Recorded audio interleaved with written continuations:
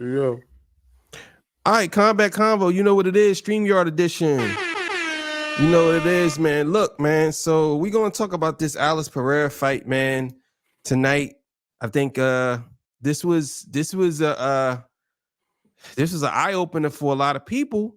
You know what I mean? Because this guy has did a couple of things this year that I think that a lot of people need to recognize him now, and this is it. So I guess I'm gonna get your take on. We're gonna go through the fight, and I'm gonna get your take on specifically the second round of the fight. I don't know if you remember the second round.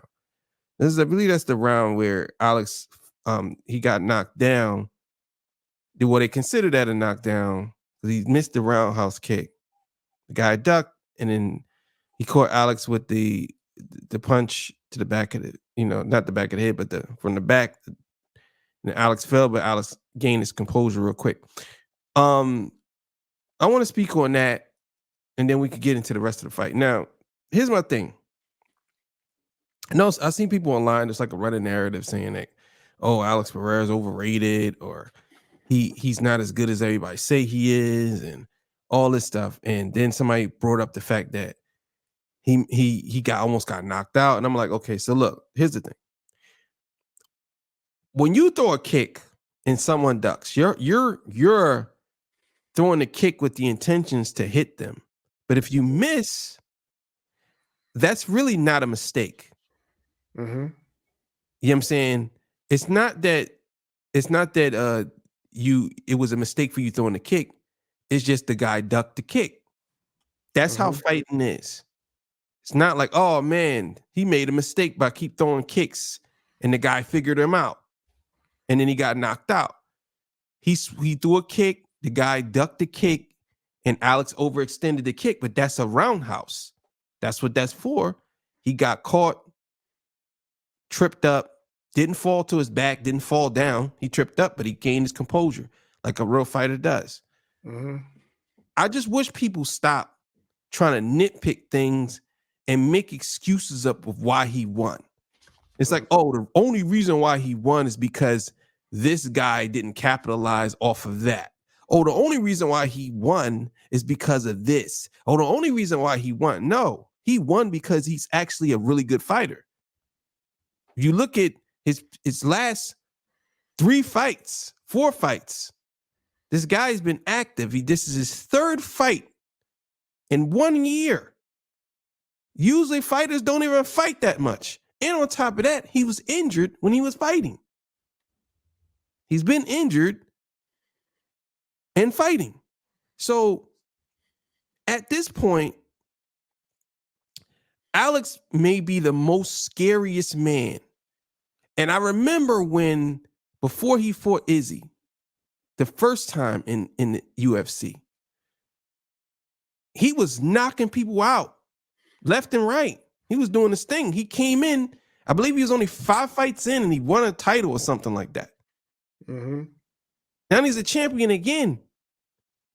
And everybody's saying, nobody's going to beat this dude. Because he's extremely good at commanding the fight.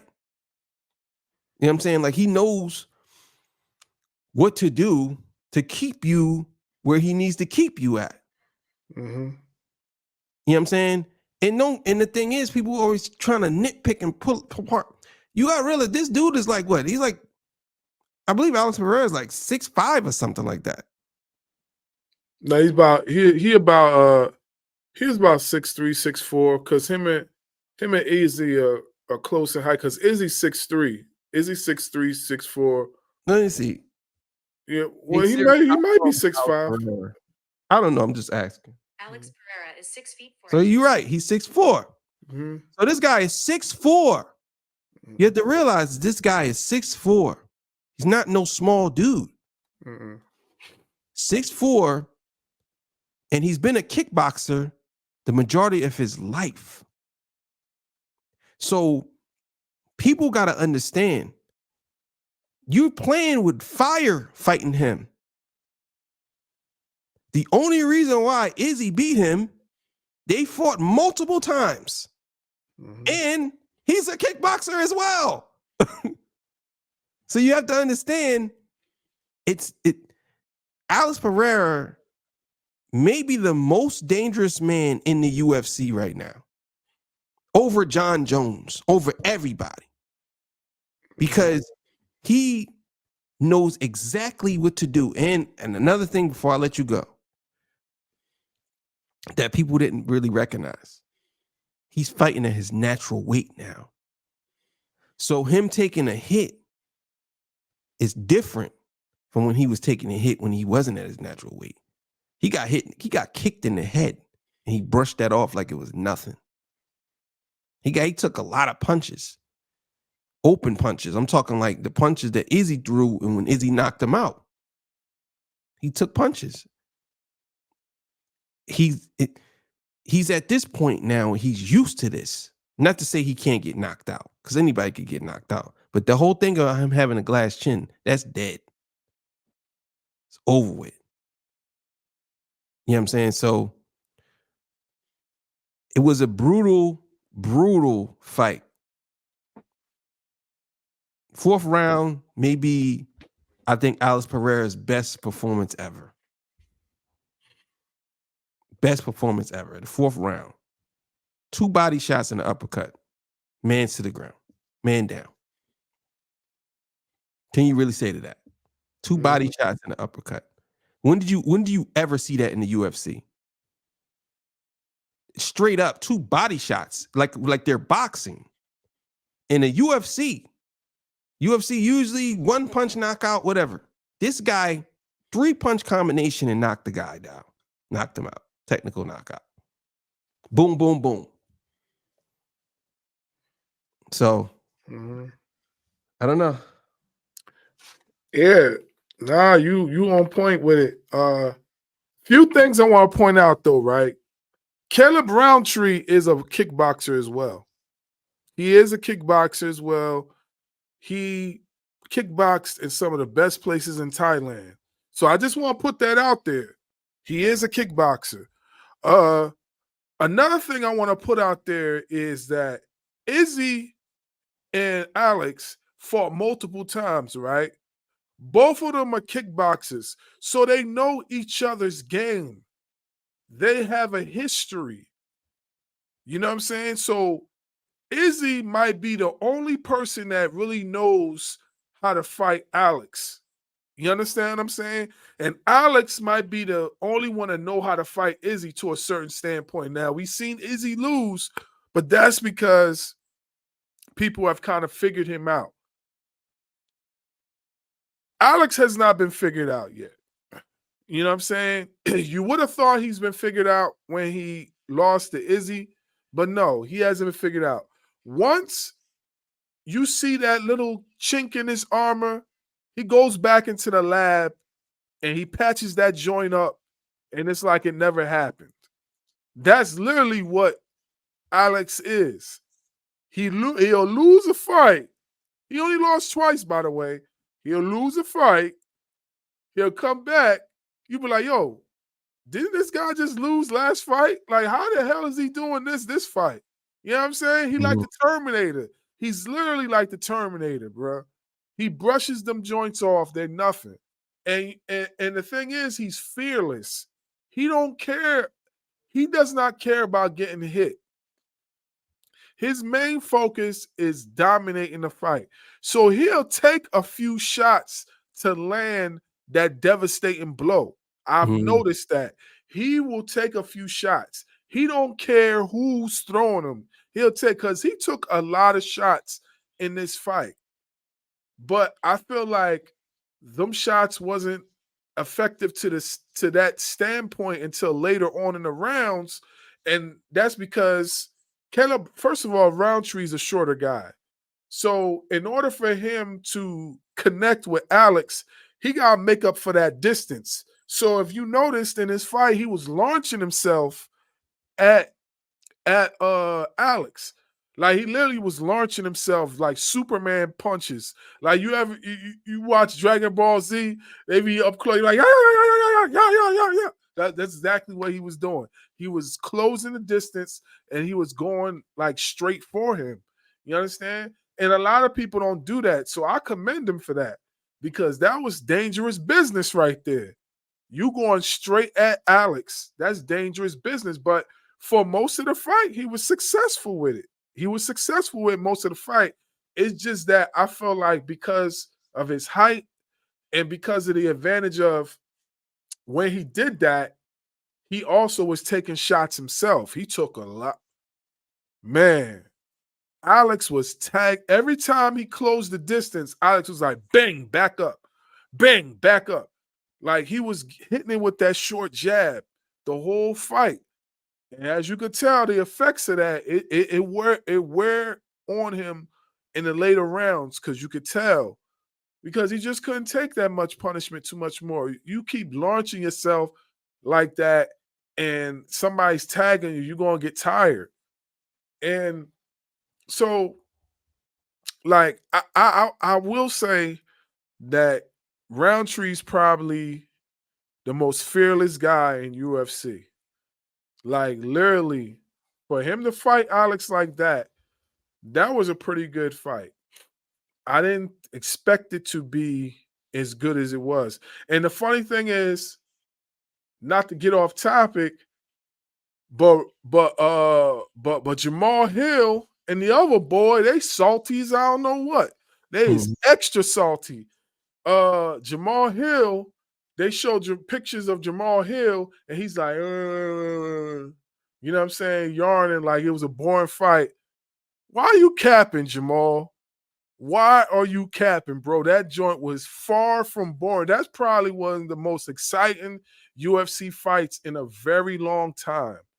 And you know, Alex, he usually gets people out of there in like first, second round. He got Jamal out of there quick. And he talking about it was a boring fight. Then the other boy with the man bun, I forgot his name.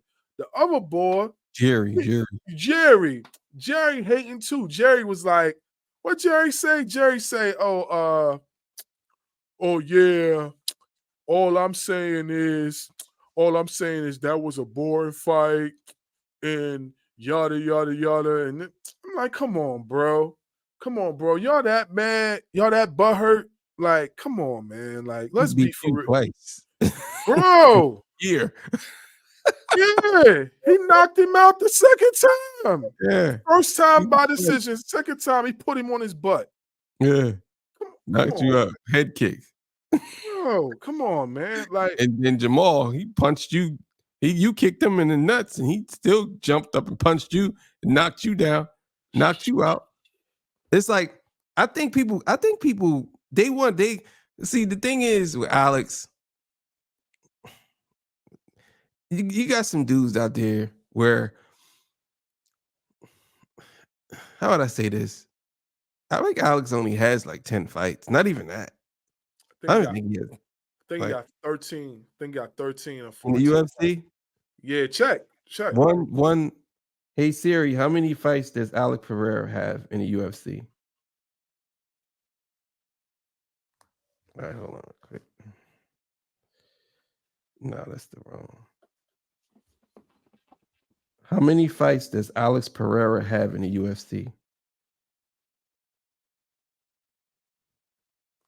Oh, he only has 8. Oh, he only has 8 fights? Yeah, 8 fights. Damn, 8 fights and he got one loss. That's it. 8 fights and 1 loss. So that loss will be only to Izzy. So, but I thought he lost twice. So he only lost once. No, he lost once. I don't think he lost twice. Who else would he have lost to? I thought he had lost his like his first fight or something like that, or his second fight in the UFC. He was steamrolling people then.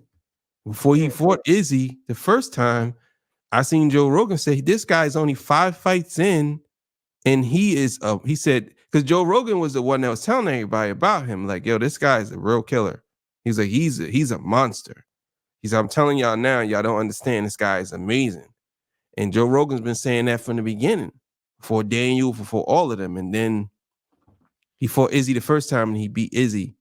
And then they fought again. And that's when Izzy, I believe he fought after he fought Izzy I believe they fought. Did they fight right after each other? Or was it? They fought. He fought somebody else in between that fight. Uh, I think Alex fought somebody in between that fight, and then he fought Izzy. yeah. He lost, and then I believe like a couple of months later, he came back and fought, and he won. But that was the one that went to the decision. But ever since then, he's been getting dudes out of here. Mm-hmm. Mm-hmm. So yeah. Yeah, man. Pereira is the Terminator. That's my new name for him, the Terminator. Cause that guy, I don't see him losing no time soon. I don't see him losing no time soon. He's going. He's if you really wanna label him, he's the new Brazilian guy on campus. Like we had a lot of Brazilian guys that were just taking the UFC by storm. We had Anderson Silva, who basically was steamrolling cats for years before he started losing. You had Vanderlei Silva, who was a knockout specialist. We've had Vitor Belfort. Yeah, this guy right here,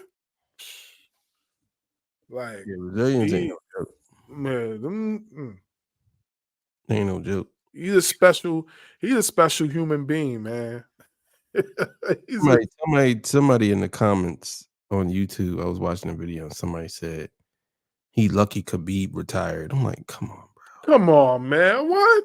Come on, bro. That's Khabib? bro. That's unfair, bro. Like he like, come on, bro. Stop. Like, yeah, he's like, he lucky Khabib retired. I'm Khabib lucky he retired. Like, come on, bro. There's not even a fair comparison. Khabib is like what? Khabib is what? 5'3" or some shit like that. like, come on, bro. Like, come on, bro. First Like, of all, Khabib will have to even get close enough to even get him in range for anything. That's one. Two, we just said Alex Pereira is good with controlling the distance. So if Khabib was even to get close to Alex, he will have to worry about them leg kicks. He will have to worry about them jabs. Like Alex is a good boxer, man. I mean, he's an extremely good boxer. yeah. So I don't know. But hey, man. Combat Convo, you know what it is, man. We out of here. See y'all. Please like, share, subscribe.